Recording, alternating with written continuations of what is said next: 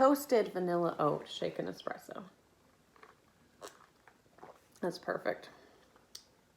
First thing we need to do is make a toasted vanilla bean syrup because you can't purchase that anywhere. And in order to get the taste, you need to toast the vanilla bean. Today, I'm going to be showing you how I make my toasted vanilla bean syrup. It is used in the Starbucks.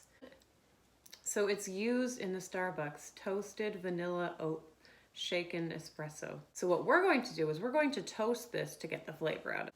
So the other thing that I discovered while making this recipe is that if I toast my sugar, you can do this in the oven. You just have to spread it out on a cookie tray, a cookie sheet. I use parchment paper, and you turn your oven up to 300 degrees Fahrenheit, and then you toast it for 30 to 45 minutes. And you want it to start browning a little bit. But you see how it's kind of browned? Kind of caramelizes it a little bit. That makes this recipe over the top and more like the Starbucks one. You can do it with regular white sugar, but that is going to change the taste. This part is a little tricky because the vanilla beans are actually kind of hard to cut apart. So what I found that I could do is I could run my knife like this, because the other way I felt like I was going to cut my fingers. So this way I'm cutting away from myself. But I'm going to cut it up into small pieces. I like to do fairly small. All right, so our pan is heated up to a medium-high heat. You definitely want to stir it. You're going to have a very fragrant smell when they're done. So these are done, and I'm just going to transfer them back onto my cutting board. We have toasted them, and now I put them back on the cutting board. And if you have a spice grinder or a pestle and a mortar, you can use that. Or if you don't have any of those things, you can just use a rolling pin to get it kind of ground up a little bit.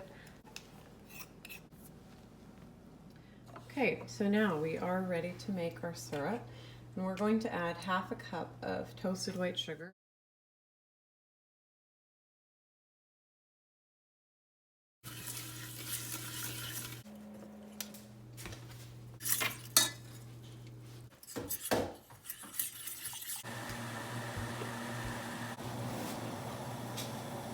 Of our vanilla powder. So we'll add it in, and you do want to add the salt in.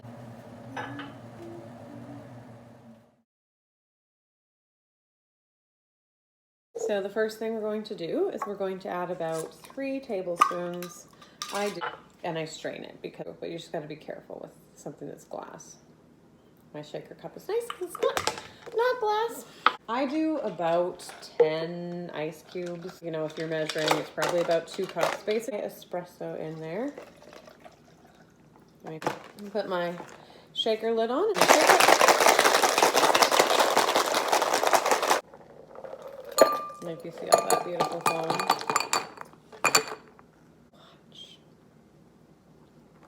Ooh, isn't that pretty? That's my favorite part.